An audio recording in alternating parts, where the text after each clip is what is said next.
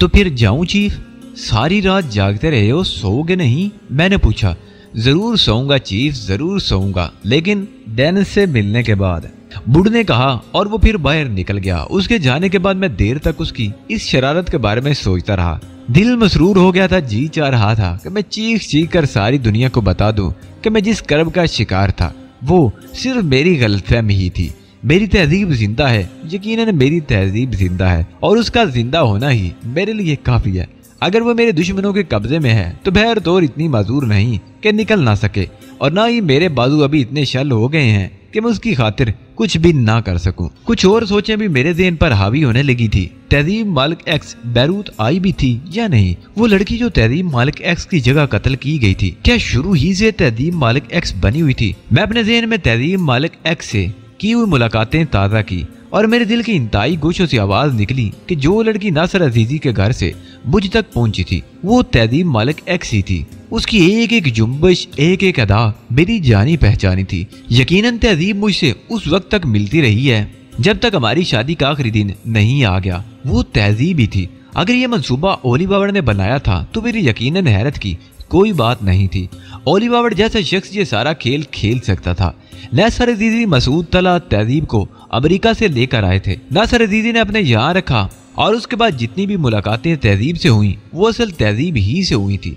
शादी से कुछ वक्त पहले ओली बाबर ने असल तहजीब को किसी भी तरह अपनी तहवील में ले लिया और पहले से तैयार की हुई उसकी नकल शादी के लिए पेश कर दी। यकीनन उस बदनसीब लड़की के तसव्वुर में भी ये बात नहीं होगी कि उसके साथ क्या सलूक किया जाने वाला है। उसे कोई ऐसा ही बड़ा लालच दिया गया होगा कि जिसकी बुनियाद पर वो तहजीब का रूप धार कर मुझसे शादी करने पर आमादा हो गई होगी। बात सिर्फ उसी हद तक थी। जाहिर है उसे मेरी कुलुवत में नहीं पहुंचना था, वरना ओली बाबर इतना बड़ा खतरा मोल ना लेता। गौर किया तो ओली बाबर की स्कीम इंतहाई शानदार और जामे नजर आई। बिलाशुबा उस जैसा शातिर शख्स ही इतना बड़ा खेल खेल सकता था। उसने अपनी दानिश में मेरे ज़हन से तहजीब मालिक एक्स को खत्म कर दिया था। ये दूसरी बात थी कि हालात ने इस बार भी उसे शिकस्त दी, और ये बात मेरे इल्म में आ गई।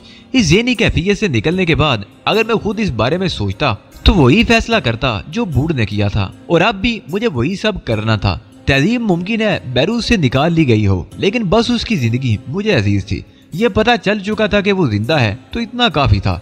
एक बार वो फिर गुम हो गई थी, लेकिन पहली बार तो नहीं हुआ था। मुझे यकीन था कि तहजीब उन लोगों के लिए इतनी आम साबित नहीं होगी। किसी न किसी तौर वो अपनी गुलू खलासी का बंदोबस्त कर ही लेगी, किसी न किसी तौर वो अपने भागने का बंदोबस्त कर ही लेगी। चुनाचे अब काफी इत्मीनान था, लेकिन इस बार अदाकारी में कोई कमी वाकई हुई तो फिर ओली बाबर होशियार हो जाएगा और उसके और तहजीब के लिए असल खतरा शुरू हो जाएगा। चुनाचे तहजीब की जिंदगी के लिए और अपने मकसद की तकमील के लिए और हावर्ड की शिकस्त के लिए मुझे अपने आप को एक गमज़दा बनाकर पेश करना था। तंजीम से बरगश्ती भी बराबर जारी रहनी चाहिए। मुमकिन है उसके लिए मुझे कोई लंबा खेल खेलना पड़े। मैं अपने ज़हन को पूरी तरह इस खेल के लिए तैयार करने लगा। बूढ़ की बातें भी मुझे बराबर याद थी कि ओली बाबर 1000 आंखों से मेरी निगरानी कर रहा होगा, लेकिन अब यह तो मुमकिन नहीं था कि उसे मेरे अब तक के हालात भी मालूम हो। बज़ाहिर ऐसी कोई बात मंजर आम पर नहीं आई थी। चुनाचे मेरे लिए यह जरूरी था कि मैं इस कोठी को छोड़ दूं, अपनी दानिश में अपनी मौजूदगी के यहाँ तमाम निशानात मिटा दूं।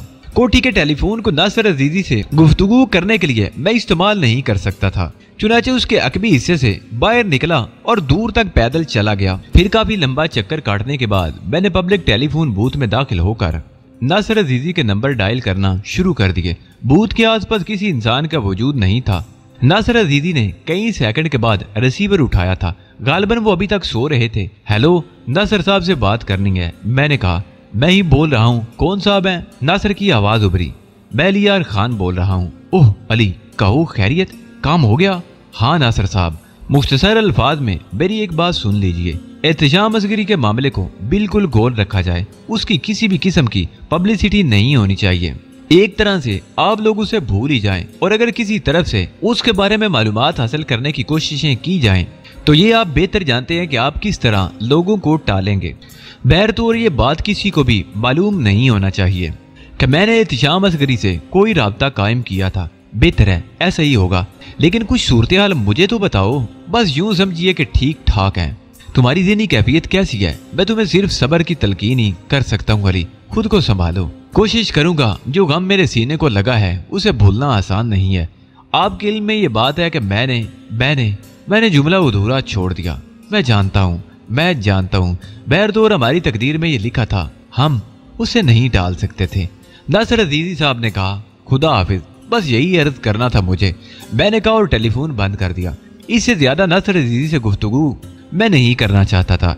फिर मैंने अपने होटल ही का रुख किया। होटल के कमरे में दाखिल होने के बाद मैंने दरवाजा बंद कर लिया। खुद भी तकरीबन सारी रात ही जागते गुजर गई थी, इसलिए सोना चाहता था। मैंने बिस्तर पर लेट कर आंखें बंद कर ली और सोने की कोशिश करने लगा। नींद आ गई और इस वक्त दोपहर के गालिबन 2:30 बजे का वक्त था जब आंख खुली। मुझे कमरे में कुछ आहटें महसूस हुई थी। चौंक कर देखा तो होटल का एक वेटर सफाई में मसरूफ था। वो एक गुलदान को उठाकर उसे कपड़े से साफ कर रहा था। मुझे देखकर सीधा खड़ा हो गया और फिर दूसरी चीजों की झाड़ पूंछ करने लगा। क्या वक्त हुआ है वेटर? मैंने सवाल किया। 2:30 बजे हैं सर, वो बोला। मेरे लिए खाने पीने की कुछ हल्की फुल्की चीजें ले आओ। सुबह का नाश्ता भी नहीं किया और दोपहर का खाना भी नहीं खाया। बहुत बेहतर सर, वेटर ने जवाब दिया और गर्दन झुकाकर बाहर निकल गया। मैं गुसल खाने में दाखिल हो गया था। ठंडे पानी की फुहारें पहले से कहीं ज्यादा खुशगवार थी। अब हर चीज में एक शगुफ्तगी नजर आ रही थी और उसकी वजह मैं जानता था। मैं लिबास तब्दील करके बाहर निकल आया। वेटर अभी तक नहीं आया था। मैं यूं ही बैठा हुआ दरवाजे की तरफ देख रहा था। दफादनी मेरे ज़हन में एक हल्की सी क्लिक हुई। वेटर उस वक्त दरवाजा खोलकर मेरे कमरे के अंदर आया था जब मैं सो रहा था और उसने सफाई शुरू कर दी थी। क्या इसमें भी कोई राज है? ये काम वो उस वक्त भी कर सकता था जब मैं जाग जाता। मेरे सोने के दौरान उसने ऐसा क्यों किया? ज़हन में कुरीद पैदा हो गई थी। वेटर थोड़ी देर के बाद वापस आया तो मैं उसका चेहरा देखने लगा। मेरी गहरी निगाहों को देखकर वो किसी कदर घबरा सा गया था। मैंने फौरन उस पर से अपनी निगाहें हटा ली। वेटर ने अपनी लाई हुई एशिया मेज पर लगा दी और मैं उनके करीब जा बैठा। वेटर गर्दन झुकाकर वापस चला गया था। मैं खामोशी से खाना खाता रहा। खाने से फारग होने के बाद मैंने यूं ही बेख्याली के से अंदाज में कमरे में टहलने का इरादा किया और टहलते टहलते दरवाजे तक आया। फिर दफातन मैंने दरवाजा खोलकर बाहर झांका तो वेटर दरवाजे के सामने ही मौजूद था। बर्तन ले जाऊं सर? उसने कहा। हाँ जरूर, मैंने जवाब दिया। लेकिन वेटर की इस तरह दरवाजे के सामने मौजूदगी मुझे बुरी तरह खटकी और अब यह बात मेरे दिल में जड़ पकड़ती जा रही थी कि होटल में मेरे लिए कोई जाल बुना जा रहा है। मैं तो खुद इसका मुंतजिर था। कुछ ना कुछ तो होना ही चाहिए था और अगर उन लोगों ने इसका आगाज कर दिया था तो वो एक तरह से मेरी मुश्किल आसान कर रहे थे। वेटर चला गया। मैंने दरवाजा खुला छोड़ दिया था। चंद लम्हे बाद मैंने बाहर झांका। अब राहदारी सुनसान पड़ी हुई थी। चुनाचे वापस आकर मैं कमरे के वस्त में खड़ा हो गया और पूरे कमरे में मैंने इस अंदाज से निगाहें दौड़ाना शुरू कर दी जैसे किसी चीज की तलाश हो। कोई ट्रांसमीटर या डेक्टा फोन वगैरह अगर यहाँ छुपाया गया है तो वो कहाँ छुपाया जा सकता है। दफादन वो मुझे गुलदान याद आ गया जिसे मेरे जागते वक्त वेटर उठाकर साफ कर रहा था और मैं बर्क रफ्तारी से गुलदान के करीब पहुंच गया। मैंने गुलदान को उलट पुलट कर देखा। उसमें से फूल निकाले। गुलदान में मिट्टी भरी हुई थी। फूल भी साफ सुथरे थे। उसका निचला हिस्सा भी ठीक ठाक था। लेकिन दफादनी वो मुझे 3 सुराख नजर आए जो गुलदान के ऐन दरमियान में थे। दांत के बने हुए इस गुलदान में इन 3 सुराखों की मौजूदगी का कोई जवाब नहीं था। मैंने उसे बगौर देखना शुरू कर दिया और फिर उसे रख कर दोबारा दरवाजे पर पहुंचा। राहदारी अभी तक सुनसान पड़ी हुई थी। वापिस आकर मैंने गुलदान का अच्छी तरह जायजा लिया और दफादनी मेरे ज़हन में एक और ख्याल आया। एक बार फिर मैंने गुलदान से फूल निकाले और इधर उधर देखने लगा। अखबार जो सेंटर टेबल पर रखा हुआ था उठाकर मैं गुलदान के करीब आ गया और गुलदान में भरी हुई मिट्टी को जो खुश्क थी अखबार में उल्ट दिया। मेरा ख्याल गलत नहीं था। गुलदान के हुजम में अगर पूरी तरह मिट्टी भरी हुई थी तो उसका वजन इतना कम नहीं होना चाहिए था। मिट्टी गुलदान के आधे हिस्से में भरी हुई थी और बाकी आधे हिस्से में स्याह रंग की एक प्लेट सी लगी हुई थी जो किसी ढक्कन की मानिंद थी और उसे उठाने के लिए एक छोटा सा कुंडा भी लगा हुआ था। मैंने गुलदान के उस कुंडे को उठाया और उसके बाद सारी बात मेरी समझ में आ गई। गुलदान के निचले हिस्से में एक छोटा सा ट्रांसमीटर रखा हुआ था और 2 नन्ही नन्ही सुर्ख बत्तियां रोशन थी। यकीनन ये ताकतवर ट्रांसमीटर की दोनों बत्तियां थी। यहाँ की तमाम आहटें कहीं और मुंतकिल कर रहा था। ये 3 नन्हे नन्हे सुराख बाहर से आने वाली आवाजों को अंदर तक पहुंचाने का जरिया थे। मैंने फौरन ही प्लेट वापस उसी जगह रख दी और फिर तमाम मिट्टी उस गुलदान में पलट दी। फूल भी उसी तरह लगा दिए और गुलदान को वापस उसी जगह रखकर अखबार को गुसल खाने के बेसिन में ले जाकर साफ कर दिया ताकि कोई शक ना हो सके।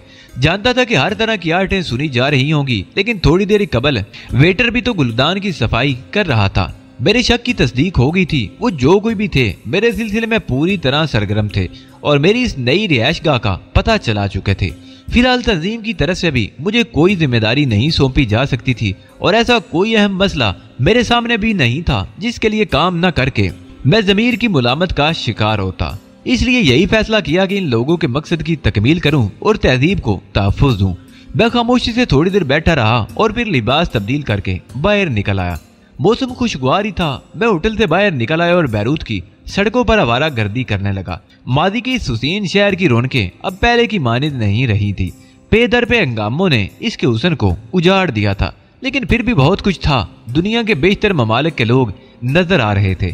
शाम तक मैं एक ऐसे इंसान की मानिंद आवारा गर्दी करता रहा जो उजड़ा हुआ हो। होटल से कुछ दूर निकलने के बाद ही मैंने एक मुताकिब कार को देख लिया था जो शाम तक मुसलसल मेरे पीछे लगी रही थी, लेकिन मैंने उसके लिए तजस्सुस नहीं किया और अपने मामूलात जारी रखे। रात को एक नाइट क्लब में दाखिल हो गया। ऐसी तफरियात से मुझे कभी दिलचस्पी नहीं रही थी, लेकिन हालात के तहत ये जरूरी था।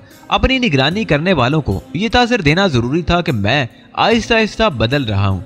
क्लब में रकासाओं के थरकते हुए जिस्मों को देखता रहा जो इखलाक और इंसानी कदरों की कातिल थी और चंद करेंसी नोटों के लिए कायनात की दिलकशी को पामाल कर रही थी। बेहयाई के नमूने यहाँ के क्लबों में आम थे।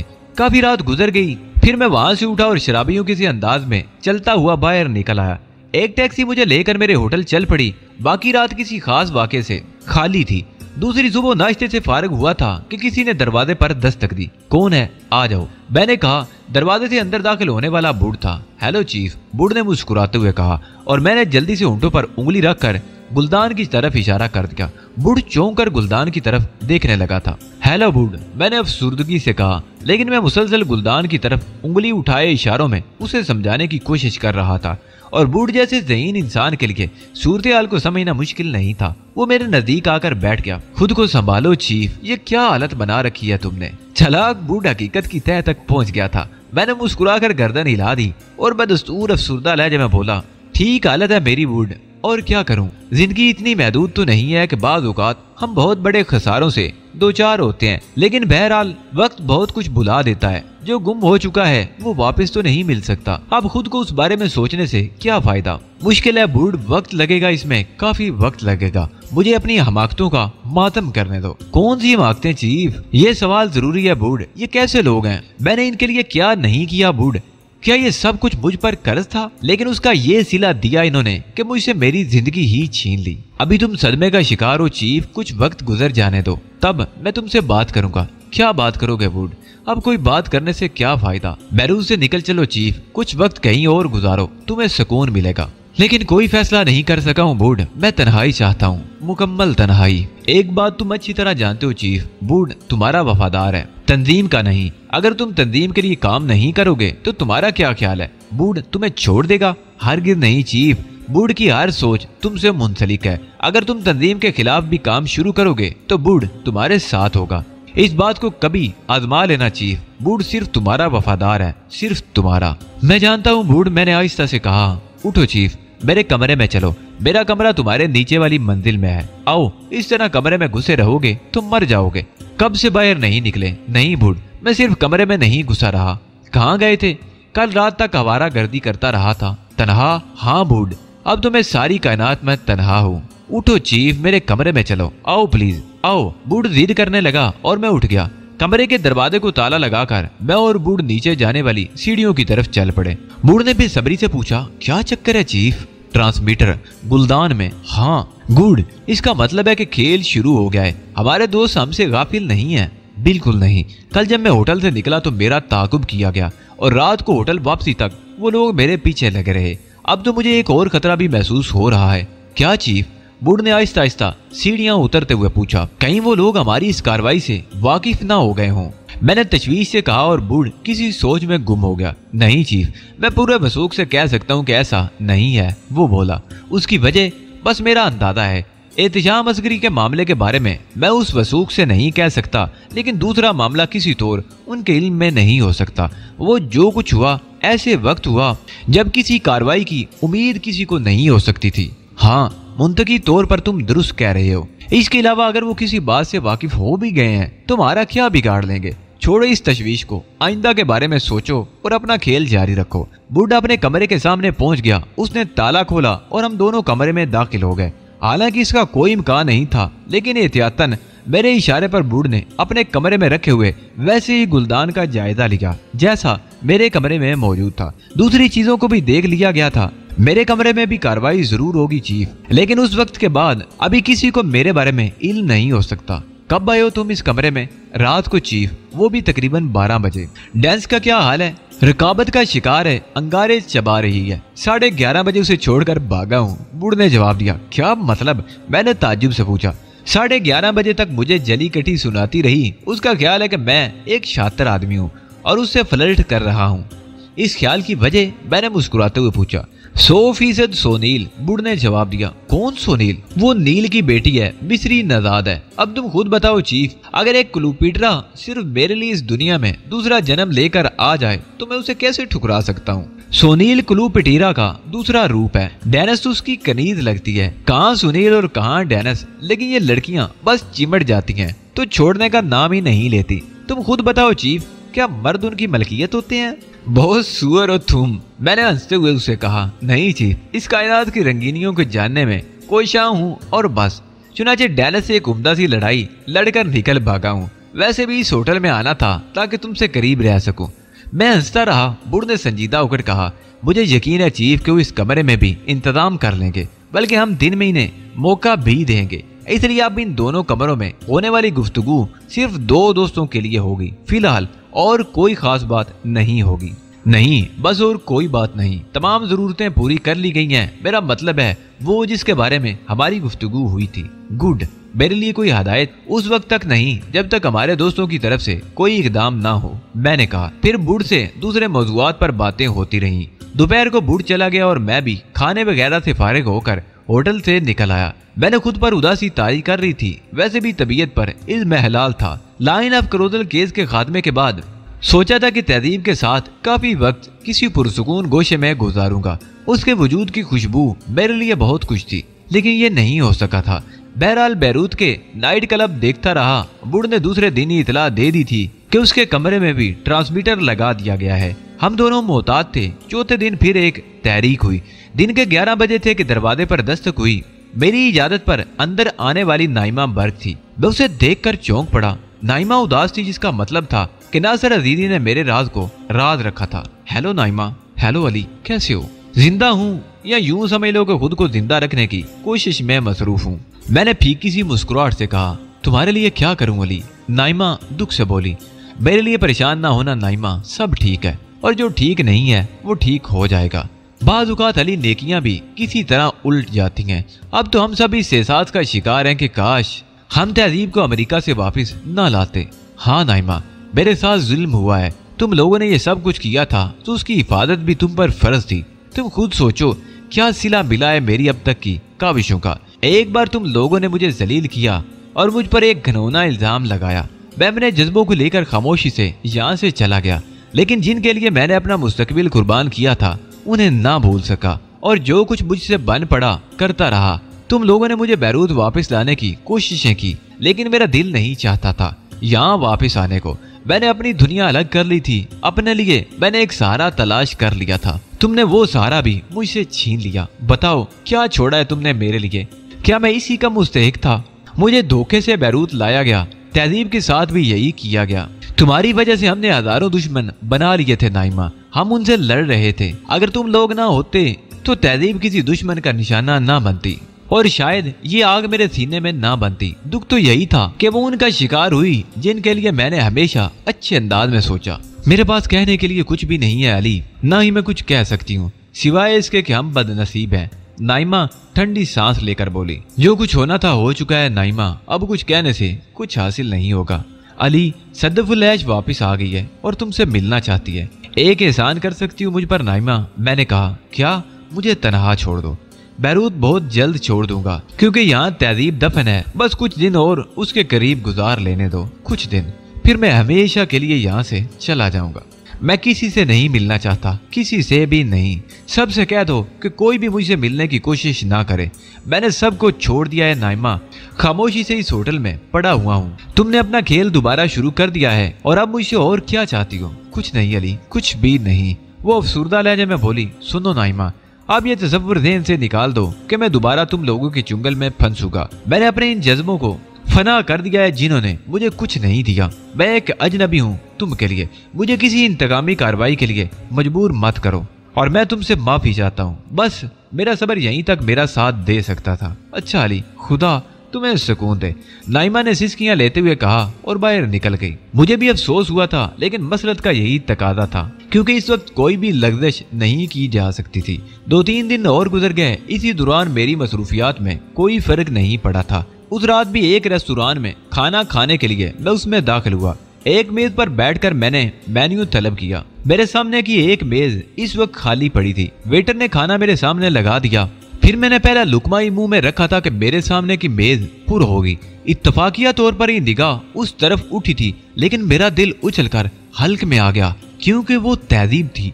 मैं फटी फटी आंखों से उसे देखता रह गया। दिल की हरकत बंद हुई जा रही थी। उसने बड़ी तमकनत से वेटर को ऑर्डर नोट कराया, एक सरसरी सी निगाह मुझ पर डाली और फिर दूसरी मेजों की तरफ देखने लगी। लेकिन रफ्ता रफ्ता मुझे एहसास होने लगा कि वो तहजीब नहीं है। उसके नकूश तकरीबन 90% तहजीब से मिलते जुलते थे, लेकिन वो तहजीब नहीं थी। तहजीब की निस्बतन उसका बदन हल्का था, होंठों की तराश थोड़ी सी मुख्तलिफ थी और बिल्कुल मुख्तलिफ चीज उसके दांतों की बनावट थी। लेकिन इस कदर ममासलत भी हैरत अंगेज थी।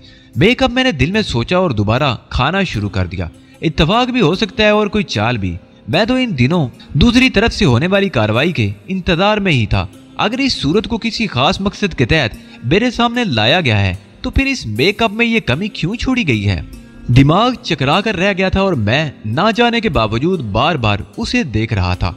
जिस लड़की को तहजीब के मेकअप में कत्ल कराया गया था, उसका मेकअप इतना मुकम्मल था कि कोई भी उसको शिनाख्त नहीं कर सका था। अगर दोबारा किसी मंसूबे के तहत ये कोशिश की गई है, तो कम अज कम हावर्ड जैसे शख्स से इस कोताही की तवक्को नहीं की जा सकती थी। गोया इत्तफाक उसके बावजूद तहजीब से मिलती जुलती थी। लड़की को मेरे बार बार देखने का एहसास हो गया था। वो भी खामोशी से खाना खाती रही और फिर उस वक्त मुझे संभलना पड़ा जब वो अपनी मेज से उठकर सीधी मेरे पास आ गई। हेलो, उसने कुर्सी घसीट कर बैठते हुए कहा। हेलो मेरे मुंह से मुश्किल निकला। करीब से देखने पर यह तसव्वुर मुकम्मल हो गया था कि वो तहजीब नहीं। उसकी आवाज भी मुख्तलिफ थी। आप मुझे बार बार देख रहे थे, उसने कहा। सॉरी, माफी चाहता हूँ, मैंने खिजालत से कहा। वैसे ये कोई मादरत की बात नहीं, मैं जाज़िबे निगाह हूँ और अमूमन लोग मुझे एक बार देखकर नजरअंदाज नहीं करते, लेकिन बदकिस्मती से मैं नफ्सियात की तालिबा रह चुकी हूँ और इंसान शनासी मेरी बाबी है। जी, मैंने फंसी फंसी आवाज में कहा। घूरने वाले किसी नौजवान लड़की को इस तरह नहीं घूरते जैसे आपकी। वो मुस्कुरा कर बोली। मैं नहीं समझा मोहतरमा, मैंने परेशानी से गहरी गहरी सांसें लेते हुए कहा। उनकी निगाहों के जाविये मुख्तलिफ होते हैं। वो निगाहें सिर्फ चेहरे तक ही महदूद नहीं रहती। जो कुछ आप कह रही हैं मेरी समझ में नहीं आया, मैंने बेबसी के अंदाज में कहा। लड़की बहुत ज़हीन मालूम होती थी और मुझ पर छा जाने की कोशिश कर रही थी। पहले आप ये बताइए कि क्या मैंने आप पर इल्जाम तराशी की है? किस सिलसिले में? यही कि आप मुझे घूर रहे थे। क्या घूरने और देखने में कोई फर्क नहीं होता? मैंने सवाल किया और वो उंगली से गाल खुजाने लगी। हाँ होता है, वो सारी लाते हुए बोली। तब गौर करके बताइए कि मैं घूर रहा था या देख रहा था? सॉरी, आप सिर्फ देख रहे थे, वो मुस्कुरा कर बोली। उसके लिए माफी मांगू? नहीं भाई, आपके एक ही सवाल ने मुझे चकरा दिया। मेरे अल्फाज शायद आप भूल गए हैं। मैंने पहले ही कहा था कि मैं नफ्सियात की तालिबा रह चुकी हूँ। लफ्ज घूरना यकीनन गलत इस्तेमाल किया है मैंने। हाँ, आप मुझे देख जरूर रहे थे, मैंने इतराफ किया है, मैंने मुस्कुराते हुए कहा। क्यों? इसलिए कि आप जाज़िबे निगाह हैं। ओह, मेरा ख्याल है आपने मेरी सारी नफ्सियात खाक में मिला दी। कहना कुछ चाहती थी और कह कुछ गई, और आपने मेरे अल्फाज को गिरफ्त में ले लिया। वो हंसी हुई बोली। आपका ख्याल दुरुस्त है। मेरी नजरें सिर्फ आपके चेहरे का तवाफ कर रही थी और ये कि आपको देखते हुए मेरा ज़हन हर आलाइश से पाक था। मैं भी तो यही कहना चाहती थी, उसने ठुकते हुए कहा। चलिए ठीक है, आपने मेरी इस तरह देखने का बुरा तो नहीं माना। कोई खास नहीं, शुक्रिया, मैंने मुस्कुरा कर कहा। अब मैं क्या करूं? असूलन तो बात खत्म हो गई है और मुझे यहाँ से उठ जाना चाहिए। नहीं, अगर ना पसंद ना करें तो बैठिए। आपका भी शुक्रिया, बाज़ औक़ात ऐसा हो जाता है। आई थी आप पर नफ्सियात का रोब डालने और खुद मरूब होकर रह गई। कुछ पिएंगी आप? काफी? मैं ज्यादा से ज्यादा काफी पीती हूँ, उसने कहा और मैंने वेटर को इशारा करके बुलाया, फिर काफी के लिए कह दिया। इस मेज का बिल भी इधर ही ले आना। वो बोली। मैं दिलचस्पी से उसे देख रहा था। अब कम अज कम मेरा नाम तो पूछ ही लें। वो अजीब से अंदाज में बोली। क्या नाम है आपका? मैंने मुस्कुराते हुए जरा शरीर लहजे में कहा। ज्यूलिट, नैन्सी ज्यूलिट। मेरा नाम अली यार खान है, आप मुझे अली कह सकती हैं। मैं आवारा गर्द हूँ, बहुत से मुल्क देखती हुई लुबनान पहुंची हूँ। तुम मुकामी बाशिंदे हो? उसने पहली बार मुझे आपकी बजाय तुम कहकर मुखातिब किया। हाँ, मैंने आहिस्ता से कहा। तुम यकीन करो अली, इंसानी नफ्सियात से दिलचस्पी की वजह से मैं तुम्हारी तरफ मुतवज्जो हुई। तुम्हारी आंखों में कुछ अजीब से तासरात थे। शायद, मैंने ठंडी सांस लेकर कहा। उसी वक्त वेटर ने काफी लाकर रख दी। मैंने हाथ बढ़ाया तो वह जल्दी से बोली। मैं दोस्तों का एहतराम करती हूँ, और खुद काफी के बर्तन अपनी तरफ सिरका लिए। काफी पीते हुए उसने कहा। तुमने मेरे बारे में कोई राय कायम की? क्या मैं कैसी लगती हूँ? अच्छी हो? न जाने क्यों मैंने जुमला अधूरा छोड़ दिया। मैं होटल डायनोहर में रहती हूँ, अभी काफी दिन बैरूत में रहूंगी।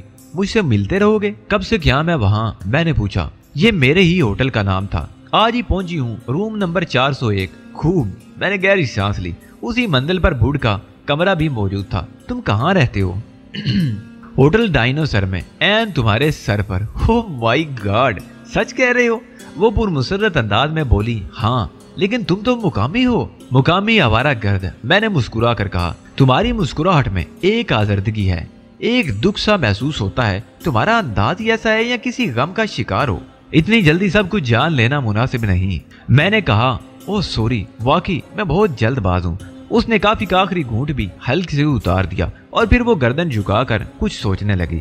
मैं उसके चेहरे का जायजा ले रहा था और गौर कर रहा था कि उसके मेकअप में क्या खामी रह गई है। क्या देख रहे हो? उसने एकदम पूछा।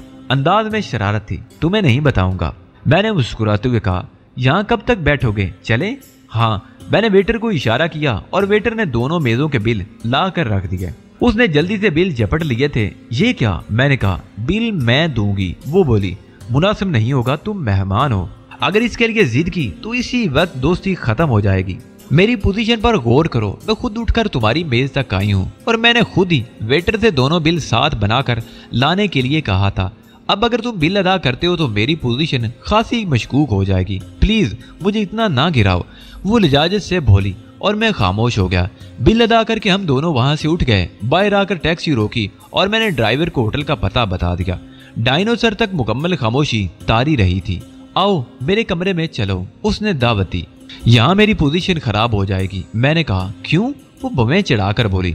तुम सोच सकती हो कि मैंने तुम्हारे होटल के बारे में जानने के बाद यहाँ कमरा हासिल किया है। आओ थोड़ी देर मेरे साथ गुजारो। ओह, वो खिलखिलाकर हंस पड़ी। चलो, मैं उसे लेकर अपने कमरे में आ गया। कमाल है, उसने मेरे कमरे में दाखिल होते हुए कहा। क्या ये एक दिलचस्प इत्तफाक नहीं है? यही इत्तफाकाते जिंदगी हैं ज्यूलिट, मैंने कहा और वो एक सोफे पर बैठ गई थी। क्या मशागल है तुम्हारे? हम आम लोगों के अंदाजे से हटकर बातें ना करें। क्या मतलब है तुम्हारा? एक दूसरे के बारे में जानने की कोशिश ना की जाए, क्योंकि सब लोग ही ऐसा करते हैं। सिर्फ आने वाले वक्त के बारे में गुफ्तगू करें। तुम्हारा क्या प्रोग्राम है? बैरूत की जिंदगी देखना चाहती हूँ, खास तौर से वो फलस्तीनी कैंप जहाँ इसराइली वहशत के शिकार बसते हैं। उसने कहा। तुम नस्लन अंग्रेज हो? मैंने पूछा। हाँ, पूरी दुनिया में इंसानियत पर होने वाले मुजालिम की दिल से मुखालिफ। मुझे फलस्तीनियों से हमदर्दी है और मैंने कई रसालों में इस सिलसिले में मजमून भी लिखे हैं। तुम वाकई अच्छी इंसान हो ज्यूलिट, मुझे तुमसे मिलकर खुशी हुई है। शुक्रिया मिस्टर अली, तुमने भी यकीन करो मुझे मुतासर किया है। यूं तो मैं बहुत लोगों से मुलाकात करती रही हूँ। जाहिर है जिंदगी में हर तरह के इंसानों से साबका पड़ता रहता है, लेकिन ऐसे बहुत कम होंगे जो सिर्फ अपनी शख्सियत से मुतासर करते हैं। तुम्हारी शख्सियत में एक वकार है, चेहरे पर एक तमकनत। मैं वाकई तुमसे मुतासर हुई हूँ और जब तक मेरा बैरूत में क्याम है, अगर तुम्हें नागवार ना गुजरे तो मैं तुमसे मिलते जुलते रहना चाहती हूँ। मैं तुम परस्त नहीं हूँ, लेकिन इत्तफाकात की अहमियत से भी इनकार नहीं किया जा सकता। रेस्तोरां में तुमसे मुलाकात हुई और उसके बाद ये बात भी काफी दिलचस्प रही कि हम दोनों का क़याम एक ही होटल में निकला। इसका मतलब है कि तकदीर हमें करीब लाना चाहती थी। मैं नहीं जानती कि तुम मेरी तरफ क्यों मुतवज्जो हुए थे। अभी मैंने उसकी बात का कोई जवाब नहीं दिया था कि दफादन दरवाजे पर दस्तक हुई और दूसरे ही लम्हे बुड एक लड़की के साथ अंदर दाखिल हुआ। बुड का इस तरह अंदर आ जाना शायद लड़की के लिए ताज्जुब खेज था, लेकिन मैं मुस्कुराकर उसे देखने लगा और फिर मैंने उसके साथ आने वाली लड़की को देखा। दराज कामत और खूबसूरत चेहरे वाली सांवले से रंग की लड़की यकीनन मिस्री नदाद हो सकती थी। हेलो बुड, मैंने मुस्कुराते हुए उसका इस्तकबाल किया। हेलो चीफ, मैडम मेरा मतलब है। फिर वो एक लम्हे के लिए रुका और उसने ज्यूलेट का चेहरा देखा और दूसरे ही लम्हे वो कई कदम पीछे हट गया। उसकी आंखें हैरत से कुशादा हो गई थी। फिर उसके मुंह से अजीब सी आवाज निकली, नहीं नहीं, ओ मेरे खुदा, ओ मेरे खुदा, क्या जो कुछ मैं देख रहा हूँ वो हकीकत है? क्या ये सब हकीकत है? ओह चीफ, ये कैसे मुमकिन हुआ, कैसे मुमकिन हुआ? वो एक बार फिर आगे बढ़ा और उसकी बुखलाहट देखने के काबिल थी। मैं इस बात का अंदाजा लगा चुका था कि बुड मेरे सामने बैठी हुई लड़की को देख रहा था। वो भी ज्यूलेट को तहजीबी समझ रहा था। ज्यूलेट भी बुड को अजीब से अंदाज में देख रही थी। उसके होंठों पर फीकी सी मुस्कुराहट थी। बुड ने पुरमसरत अंदाज में मेरी तरफ देखा और बोला, मगर चीफ। मैंने बुड को आंखें दिखाई। मकसद यही था कि कमरे में पोशीदा ट्रांसमीटर का ख्याल रखा जाए। बुड फौरन संभल गया, लेकिन वो अपनी हैरत पर काबू नहीं पा सका था और अपने आप को रोक नहीं सकता था। चुनाचे फिर बोला, मगर चीफ, क्या मुर्दे जिंदा हो जाते हैं? मुझे बताओ चीफ, वरना मेरी खोपड़ी फट जाएगी और दिमाग का गोदा बाहर निकल आएगा। प्लीज चीफ, मुझे बताओ सब क्या है। मैंने मुस्कुराते हुए ज्यूलेट को देखा और बोला, ये इत्तफाक है कि बुड इसी तरह अंदर आ गया और अब यही शख्स तुम्हें इस बात का जवाब देगा कि मैं रेस्टोरेंट में तुम्हें क्यों घूर रहा था। मैं समझी नहीं मिस्टर अली, क्या नाम लिया तुमने इनका चीफ? ज्यूलेट? वो रोमियो वाली? मगर ये कैसे हो सकता है? मैंने मैडम तहजीब मालिक एक्स को खुद देखा है। ये मैडम तहजीब अचानक ज्यूलेट कैसे होंगी? बुड, ये नैन्सी ज्यूलेट है, क्या समझे? गोया चीफ ये मैडम तहजीब नहीं है। नहीं, इत्तफाक से हम एक रेस्टोरेंट में यकजा हो गए थे। तुम इसलिए ये बात कह सकते हो बूड कि तुमने तहजीब को सरसरी निगाह से देखा था, लेकिन मेरा मामला दूसरा है। मिस ज्यूलेट हैरत अंगेज तौर पर मरहुमा तहजीब मालिक एक्स से मिलती हैं और इन्हें देखकर मेरे देन में उन्हीं की याद ताज़ा हो गई थी। मैं गैर इख्तियारी तौर पर इन्हें देखता रहा था, जिसकी वजह से मिस ज्यूलेट नामालूम किस एहसास का शिकार हो गई। फिर हमारी मुलाकात हुई और यह मुलाकात दोस्ती में तब्दील हो गई। ये भी कतई इत्तफाक है कि मिस ज्यूलेट भी इसी होटल में मुकीम है, बल्कि तुम्हारी वाली मंजिल पर। ओह माय गॉड, यकीन करो चीफ, इन्हें देखकर कोई नहीं कह सकता कि ये मैडम तहजीब नहीं हो सकती। इतनी जबरदस्त मुशाबत शायद ही इससे पहले देखने में आई हो। बुड के लहजे में बेइंतहा हैरत थी। ज्यूलेट भी हैरत से बुड के अल्फाज सुन रही थी। मैंने मुस्कुराते हुए कहा, अब आपकी ये शिकायत भी दूर होगी ज्यूलेट कि मैं किसी पब्लिक मकाम पर बैठा हुआ आपको घूर घूर कर क्यों देख रहा था। तुम लोगों ने तो मुझे शर्मिंदा कर दिया है, लेकिन खुश भी हूँ इस बात पर कि इत्तफाक से जिस दोस्त से मेरा साबका पड़ा है वो बहुत ही अच्छा इंसान है। लेकिन जिस लड़की का इंसान ने नाम लिया है उनका क्या नाम है? उसने बुड की तरफ इशारा किया। बुड? मैंने कहा हाँ, तो मैं कह रही थी जिस लड़की का मिस्टर बुड ने नाम लिया है वो कौन है? वो है नहीं बल्कि थी। मेरी जिंदगी में उसे बहुत अहम मुकाम हासिल था। मिस ज्यूलेट अब वो इस दुनिया में नहीं है। मैंने सूगवार लहजे में कहा। ओह, मुझे बेहद अफसोस हुआ। मेरी सूरत उस लड़की से बहुत मिलती है क्या? उसने ऐसे बोलपन से पूछा कि मुझे उस पर प्यार आ गया। तुमने अंदाजा लगा लिया होगा ज्यूलेट, बुड की हैरत से। ताज्जुब है, उसकी तस्वीरें वगैरह तो आपके पास होंगी। मेरे दिल में भी उसे देखने का इश्तियाक पैदा हो गया है। वाकई बड़ी अजीब सी बात, बल्कि सारी बातें अजीब हो रही हैं। बैठो बूढ़, तुम खड़े क्यों हो? और ये खातून शायद सोनील होंगी। मैंने पूछा।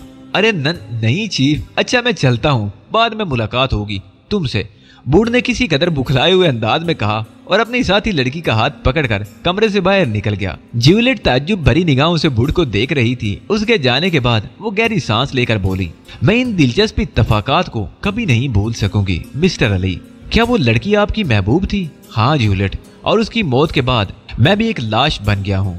काश मैं उस लाश में जान डाल सकूं। मेरा मतलब था एक दोस्त की हैसियत से आपके लिए कुछ कर सकूं। मैंने कोई जवाब नहीं दिया। उसके बाद माहौल पर कुछ सोगवारी सी छा गई थी। थोड़ी देर के बाद ज्यूलेट उठ गई। अब मैं चलूं? कल सुबह मुलाकात होगी, उसने कहा। तो मैंने उसे जवाब दिया, बहुत शुक्रिया ज्यूलेट, कल सुबह का नाश्ता मेरे साथ ही करो तो क्या हर्ज है। मैंने उसे दावत दी। कोई हर्ज नहीं, ज्यूलेट ने जवाब दिया और मैं उसे बाहर तक छोड़ने के लिए आया। नहीं, यहाँ तक नहीं, मुझे मेरे कमरे तक पहुंचा दो, वो बोली और मैंने मुस्कुराकर गर्दन हिला दी। फिर मैं ज्यूलेट को उसके कमरे तक छोड़ने गया था। उसने कमरे का ताला खोला और दरवाजे पर ही मुझे खुदा हाफिज कहकर अंदर चली गई। मैं वापस अपने कमरे में आ गया और अब मेरे पास सोचने के लिए बहुत कुछ था। मेरे ज़हन के किसी गोशे में ये मुलाकात इत्तफाक की हैसियत रखती थी। मैं तो इंतजार कर रहा था कि उनकी तरफ से किसी कार्रवाई का आगाज हो, और अगर मेरा अंदाजा गलत नहीं था तो कार्रवाई शुरू हो चुकी थी। लड़की इत्तफाकिया तौर पर मुझ तक नहीं पहुंची थी, बल्कि उसे मेरे पास पहुंचाया गया था। मुझे सोचने का ज्यादा वक्त नहीं मिला क्योंकि एक बार फिर दरवाजे पर दस्तक हुई। मैंने दस्तक देने वाले को अंदर आने की इजाजत दे दी। बूढ़ अंदर दाखिल हुआ और उसने आवाज तब्दील करके कहा, सर किसी चीज की जरूरत हो तो बता दीजिए। मैं फौरन ही बूढ़ की बात ना समझ सका, लेकिन फिर उसका मकसद समझ गया। नहीं बेटर शुक्रिया, बस मैं आराम करूंगा, मैंने कहा। बूढ़ मुझे बाहर आने का इशारा कर रहा था। फिर उसने बावाज़े बुलंद शब्ब खैर कहा और बाहर निकल गया। चल नमाज के बाद मैं भी बाहर आ गया था। दरवाजे से कुछ दूर हटकर उसने सरगोशी के अंदाज में कहा, चीफ अंदर बड़ी गड़बड़ हो रही है। कहाँ? मैंने चौंक कर पूछा। मैं अपने पेट के अंदर की बात कर रहा हूँ, बूढ़ अजीब सी शक्ल बनाकर बोला और मुझे हंसी आ गई। मैं जानता था, लेकिन ताज्जुब है सुनील ने भी तुम्हारे पेट की इस गड़बड़ को दुरुस्त नहीं किया। छोड़ो चीफ, इस वक्त उसका नाम ना लो। मेरा ख्याल है हम होटल के लान में चलकर गुफ्तगू करेंगे। बूढ़ दांत पीसता हुआ बोला, हूँ। मैंने गहरी नजरों से उसे देखा, फिर कहा, चलो जैसे तुम्हारी मर्जी। थोड़ी देर के बाद हम लोग होटल के बैरूनी लान पर एक पुरसुकून जगह बैठे हुए थे। बूढ़ ने गहरी सांस लेकर कहा, तुमने कमरे में भी उसे सुनील के नाम से पुकार कर मेरा कबाड़ा कर दिया चीफ। बराए करम जरा नाम में तब्दीली कर लो। उसका नाम सोनील नहीं बल्कि यशी है, यशी ग्राहम। सोनील कहाँ गई? उसे कहाँ भूल आए थे? मैंने हंसते हुए कहा, बस चीफ खुदा गारत करे उस डेनिस को, वो सुनील पर जादू करने में कामयाब हो गई। उसे मेरे खिलाफ भड़का दिया और वो उल्लू की पट्टी सोनील मुझे 10-20 गालियां सुनाकर दफा होगी। अब उसका गम बुलाने के लिए मजबूरन मुझे यशी ग्राम से दोस्ती करना पड़ी। लेकिन रास्ते में वो मुझसे पूछ रही थी कि ये सुनील कौन है। मजबूरन मैंने उसे तुम्हारी दिमागी कैफियत के बारे में तफसीलात बता दी थी। मैंने उसे कह दिया था कि सुनील का नाम मेरे चीफ के ज़हन पर सवार है। बूढ़ ने कहा और मुझे बेइख्तियार हंसी आ गई। सुअर हो तुम, बहुत आला पाए के सुअर। मैं जो कुछ भी हूँ चीफ, लेकिन अब तुम मुझे इन मोहतरमा का जिग्राफिया बता दो। बहुत दिलचस्प बूढ़, बस यूं समझ लो कि खेल का आगाज हो गया है और हमारे काम का नतीजा निकल आया है। जरा और तफसील से बताओ चीफ। ये लड़की एक रेस्टोरेंट में मुझे उस वक्त मिली जब मैं खाना खा रहा था। जो सूरत तुमने देखी उससे बहर तौर इस बात का अंदाजा तो लगा सकते हो कि मुझे फितरी तौर पर इसकी तरफ मुतवज्जो होना पड़ा था। मैं इसे ताज्जुब की निगाहों से देखता रहा और मोहतरमा अपनी जगह से उठकर मेरी मेज पर आ गई। एक नफ्सियात दां की हैसियत से अपना तारुफ कराया और मुझ पर रोब डालने की कोशिश की। तारुफ कराते हुए ये भी बता दिया कि उनका क़याम इसी होटल में है और इत्तफाक से पिछले ही रोज इस होटल में आकर मुकीम हुई है। मगर चीफ, क्या ये हमाकत नहीं है कि इन लोगों ने पहले मैडम तहजीब के नाम पर एक लड़की को कत्ल कर दिया और फिर दोबारा उसी कोशिश में एक लड़की को पेश कर दिया? तुमने जरा दिमाग इस्तेमाल नहीं किया बूढ़। ये एक दिलचस्प साजिश है, एक इंतहाई दिलचस्प साजिश। दरअसल ज़हन यशी ग्राहम में उलझा हुआ है। मुझे एक जरूरी काम के लिए कहकर आया हूँ और वो मेरे कमरे में ही है। तो इस वक्त आने की क्या जरूरत थी? कल तफसील से गुफ्तगू हो जाती। काम ही इतना जरूरी था चीफ कि अगर दिलो दिमाग दुरुस्त ना हुए तो फिर यशी को ये यकीन कैसे दिला सकूंगा कि मैं एक इंतहाई दिलचस्प आदमी हूँ। तो फिर ठीक है, बात करो। क्या साजिश हो सकती है चीफ? मैंने तुमसे कहा था कि हमारे इम्तिहान का नतीजा निकल आया है। यानी वो लोग जो इस प्रोग्राम में पसे पर्दा काम कर रहे हैं, कम अज कम ये बात कतई नहीं जानते कि हम हकीकत से वाकिफ हो गए हैं। इस लड़की को 100% तहजीब मालिक एक्स की शख्सियत दी जा सकती थी, लेकिन उन्होंने ऐसा नहीं किया। उसकी वजह सिर्फ ये है कि वो उसे तहजीब का हमशक्ल बनाकर पेश करना चाहते हैं, तहजीब नहीं। मगर उसका फायदा? बूढ़ ने सवाल किया। जहाँ तक मेरा अंदाजा है, मुझे ट्रेप करने की कोशिश। क्या ये मुमकिन नहीं हो सकता चीफ कि सिर्फ इत्तफाक हो और ये लड़की बिल्कुल ही गैर मुतल्लक शख्सियत हो भी सकता है, लेकिन जाहिर है मैं इस अंदाज में नहीं सोच सकता। मैं ऐसे ही किसी वाक़े का इंतजार कर रहा था। तो बस ठीक है, हम भी तो उनके करीब होना चाहते थे।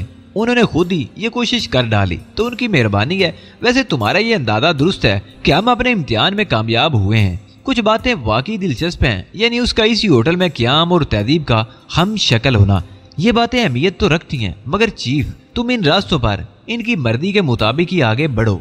यकीनन बूढ़, ऐसा ही होगा। अब मुझे फुर्सत है और जो काम मैं करना चाहता हूँ उसके लिए हमें एक तवील जिद्दोजहद करना होगी। कमाल की जिंदगी है तुम्हारी भी चीफ। ये बताओ, कभी इस जिद्दोजहद से निजात भी मिलेगी तुम्हें? जख्मों को मत कुरी दो बूढ़, तकलीफ बढ़ जाएगी।